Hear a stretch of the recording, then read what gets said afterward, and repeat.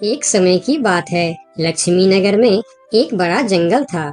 उस जंगल में सोनू नाम का एक हिरण रहता था, जिसे जंगल में रहते हुए काफी साल हो गया था। सोनू का इस दुनिया में कोई नहीं था। कुछ महीने पहले ही उसका माँ बाबा गुजर गए थे।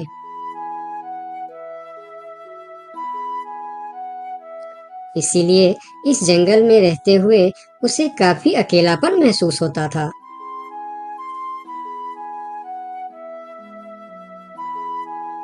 कितना बड़ा जंगल है हमारा, लेकिन फिर भी एक अजीब सा अकेलापन महसूस होता है। काश मेरा भी कोई दोस्त होता तो कितना अच्छा होता। तभी वहां से एक तेंदुआ और सियार गुजर रहे थे। सोनू को अकेला देखकर दोनों उसके पास आए और बोलता है, अकेले अकेले क्या कर रहे हो? हमसे दोस्ती कर लो, हम है ना तुम्हारे साथ रहने के लिए। क्या मैं तुम दोनों से दोस्ती कर लूं? तुम लोगों को काम है दूसरे को बेवकूफ बनाना और उनका खाना चुराना और परेशान करना। तुम दोनों से दोस्ती करके मैं गलत चीजों के अलावा और कुछ नहीं सीखने वाला। इससे अच्छा तो मैं अकेले ही ठीक हूँ। अब तुम दोनों यहाँ से जा सकते हो। अभी तो तुम हमारी दोस्ती को ठुकरा रहे हो, लेकिन वक्त आने पर तुमको हमारी दोस्ती की अहमियत पता चलेगी, देख लेना। ये कहकर वह दोनों वहां से चले जाते हैं। उन दोनों के चले जाने के बाद हिरन कुछ देर बाहर बैठा रहा। फिर धीरे धीरे शाम हो गई। तब हिरन भी घर के अंदर चला गया। अगले दिन सुबह जब हिरन अपने घर के बाहर बैठा था, तब हिरन ने देखा कि एक छोटा सा हाथी जो उसकी उम्र का था, वह धीरे धीरे उसके पास आ रहा है और उनके पास आके कहा, कैसे हो प्यारे हिरन? मेरा नाम गोलू है। मैं आज ही इस जंगल में आया हूँ। तुम्हारा नाम क्या है? क्या तुम इस जंगल में रहते हो? मेरा नाम है सोनू और इसी जंगल में मैं जन्म से ही रह रहा हूँ। तुम कहाँ से आए हो? तुम्हारे साथ और कौन कौन है? मैं पास की जंगल से आज ही आया हूँ। मेरा इस दुनिया में कोई नहीं है। क्या तुम यहाँ अकेले रहते हो? हाँ, मैं अकेला ही रहता हूँ। मेरा भी इस दुनिया में कोई नहीं है दोस्त। सोनू, क्या यहाँ कोई ऐसी जगह है जहाँ मैं अपना घर बनाकर रह सकूं?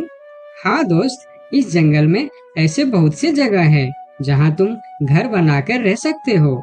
आओ मेरे साथ। फिर हिरन और हाथी जंगल के और भी अंदर चले गए, जहाँ हरियाली भी थी और जगह भी बहुत सुंदर थी।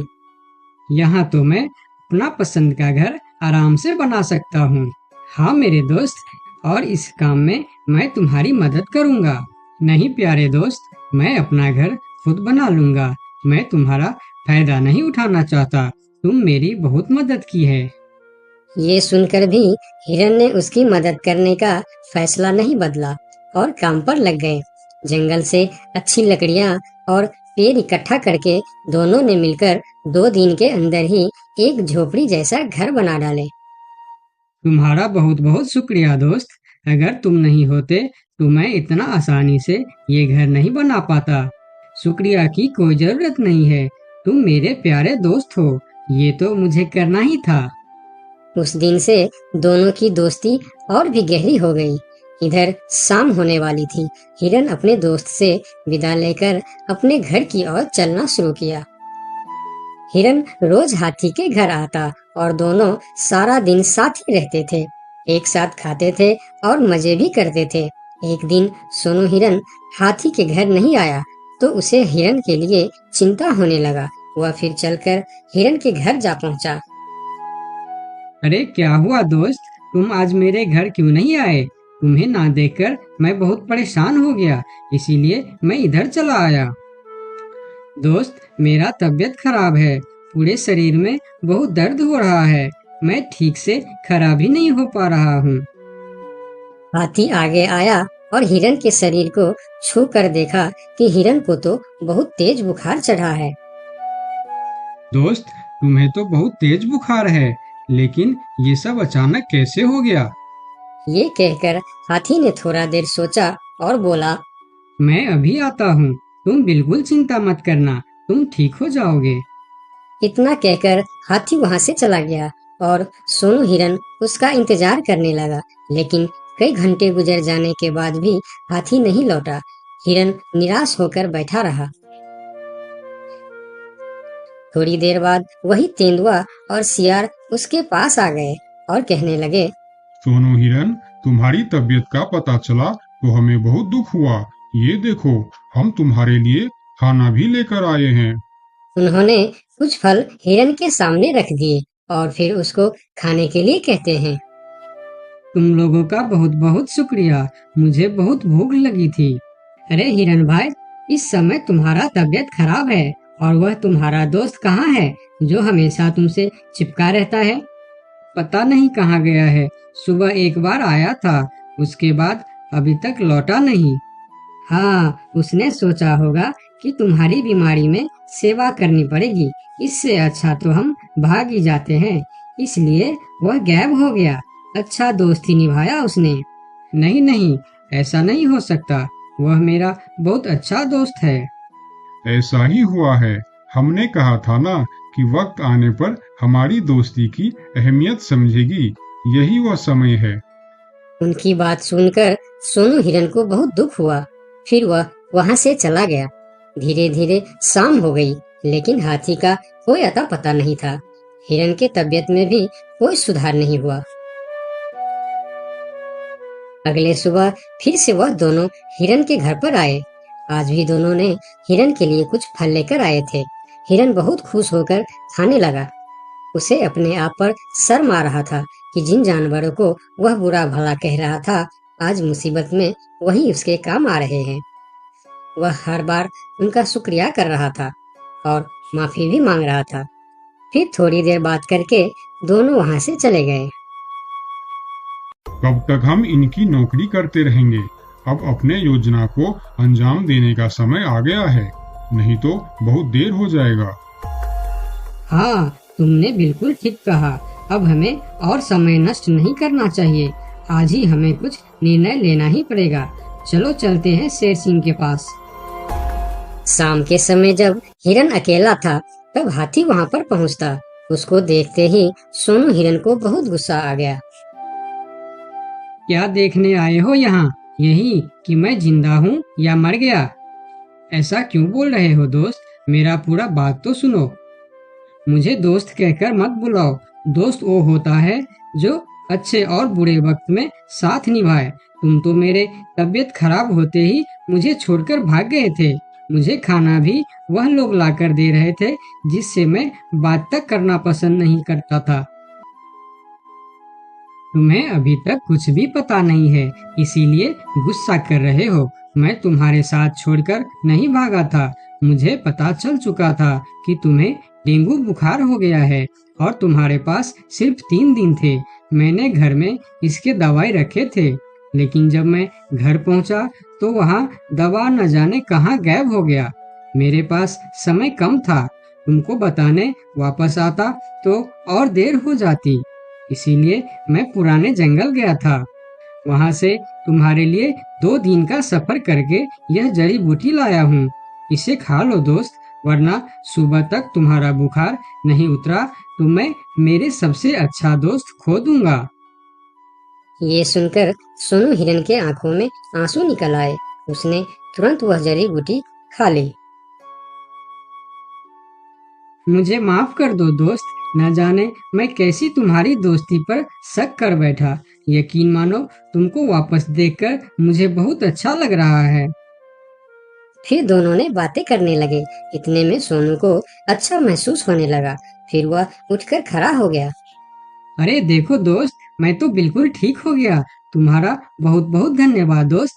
दोनों घर के बाहर बातें कर रहे थे, तभी वहां पर शेर सिंह को साथ लेकर वह दोनों आ गए। तुम लोगों के साथ ये शेर सिंह यहाँ क्या कर रहा है?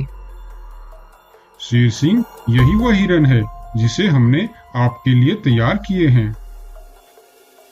ये सुनकर हिरन डर गया और फिर उसको समझ में आया कि ये दोनों क्यों इसका सेवा कर रहा था। इधर शेर सिंह हिरन को शिकार करने के लिए आगे आया। तब हाथी बोला, मेरे रहते तुम लोग मेरे दोस्त को कुछ भी नहीं कर सकता। ये कहकर हाथी आगे आया और जैसे ही शेर सिंह ने हिरन की तरफ कदम बढ़ाया, हाथी ने शेर सिंह को जोर का टक्कर मारा और शेर सिंह दूर जाकर गिरा और उसकी कमर का हड्डी टूट गया और वह उठ भी नहीं पाया। यह देखकर तेंदुआ और सियार जल्दी जल्दी वहां से भाग गया। फिर उस दिन के बाद हिरन सुंदरबन के जंगल में एक ठग सियार रहता था। वह बहुत ही निकम्मा और कामचोर था। हमेशा इसी जुगाड़ में रहता कि कहीं कोई मुर्गा मिले जिसे मूर्ख बनाकर उसके साथ ठगी की जाए। एक दिन अरे बंदर भाई, कल रात में मैंने आपको सपने में देखा। अरे रहने दे सियार, तू अपना सपना अपने पास रख और मुझे जाने दे। ऐसा बोलकर बंदर चला गया। धीरे धीरे सारे जानवर सियार की हरकत को जान चुके थे, इसलिए कोई भी जानवर उसकी बातों में नहीं आता था। अब सियार समझ चुका था कि इस जंगल में उसकी दाल नहीं गलने वाली, इसीलिए वह दूसरे जंगल जाने का निश्चय किया और अगले दिन सियार अपने जंगल को छोड़कर दूसरे जंगल की तरफ निकल पड़ा। दूसरी जंगल में पहुंचते ही दिन भर जंगल का जायजा लिया और शाम होते ही एक गधे को देख उसके पास गया और रुककर बोला, गधे भाई, मैं इस जंगल में नया आया हूँ और शाम भी ढल चुकी है। क्या मुझे एक रात रुकने के लिए आपके पास शरण दे सकते हो? हाँ हाँ, क्यों नहीं। अभी तो तुम इस जंगल में नए हो और हमारे लिए मेहमान हो, और मेहमान तो भगवान के समान होते हैं। ऐसे कहते हुए गधे ने सियार को अपने पास रोक लिया और उसे सम्मान के साथ भोजन कराया। भोजन करने के बाद दोनों आपस में बातें करने लगे। सियार ने गधे से बोला, अरे गधा भाई, इस जंगल में पीपल के पेड़ के पास एक तालाब है, जानते हो उसके बारे में? हाँ हाँ, पीपल के पास एक तालाब है। वह तालाब कीचड़ से भरा पड़ा हुआ है। उसका पानी भी बहुत गंदा हो चुका है। यहाँ का कोई भी जानवर उसका पानी नहीं पीता है। सियार ने अपनी आवाज को धीमा करते हुए बोला, क्या तुम जानते हो, वह सोने चांदी का तालाब है। उसके अंदर ढेर सारा सोना और चांदी छुपा है और उस तालाब का मालिक मैं ही हूँ। सियार का बात सुन गधे ने चौंक के बोला, ये तुम क्या बोल रहे हो सियार भाई? तालाब भी कहीं सोने और चांदी का होता है? मैं भी ऐसे ही सोच रहा था। मुझे भी इस तालाब के बारे में कोई जानकारी नहीं था, लेकिन कुछ ही दिन पहले मेरे पिताजी मरने से पहले सारे संपत्ति मेरे नाम की। उसमें यह तालाब भी है और आज मैं अपनी संपत्ति देखने के लिए ही यहाँ पर आया हूँ। यकीन नहीं होता तो यह थैली में देख लो, जो मैंने अभी इस तालाब से निकाला है। सोने के गहने निकालकर गधे को दिखाया, जो उसे ठगने के लिए उसने अपने साथ लेकर आया था। गहने को देखकर गधे को सियार के बात पर विश्वास हो गया और बोला, अरे हाँ, ये तो सचमुच सोने चांदी का है। अब तो तुम बड़े ही भाग्यशाली हो, इसलिए तुम्हारे पास ये सोना चांदी का तालाब है। अब सियार मन ही मन खुश हो रहा था। उसे तो इसी बात का इंतजार था। गधा भाई, मुझे इस संपत्ति से कोई भी लालच नहीं है।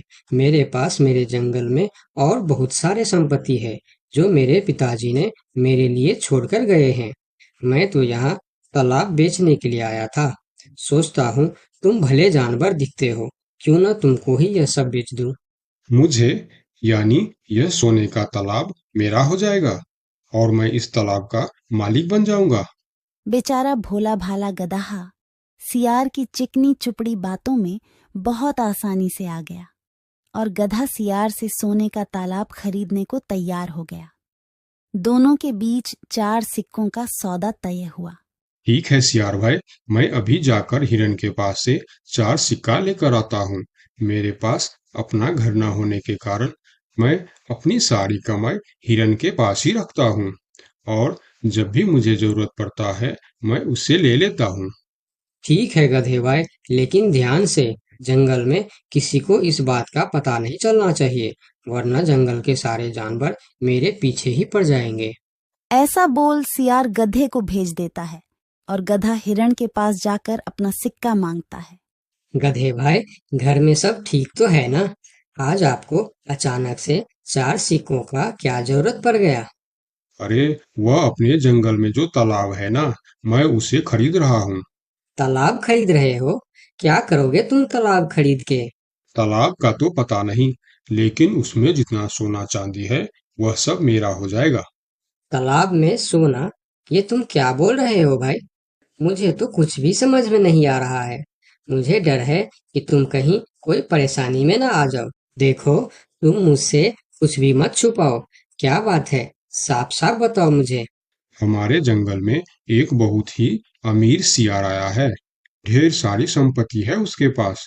और तो और, हमारे जंगल में जो तालाब है ना, जिसे हम लोग गंदा नाली समझकर उसका पानी भी नहीं पीते हैं, उस तालाब में ढेर सारा सोना और चांदी है। उसने तो मुझे उस तालाब से सोने का गहना भी निकाल कर दिखाया है। उसी तालाब को मैं खरीद रहा हूँ। हम दोनों के बीच 4 सिक्कों का सौदा हुआ है। मुझे तो वह सियार मूर्ख ही मालूम पड़ता है, जो इतने सस्ते में सोने का तालाब बेच रहा है। मूर्ख वो नहीं, मूर्ख तुम हो। भला तालाब भी कोई सोने चांदी का होता है? अरे गधा भाई, तालाब से पानी निकलता है, सोना नहीं। मैं भी ऐसे ही सोच रहा था, परंतु उसने मुझे सोने निकाल कर भी दिखाया। गधे भाई, मुझे वह कोई ठग मालूम पड़ रहा है, जो तुम्हारे आंखों में धूल झोंक कर तुम्हें झांसा दे रहा है।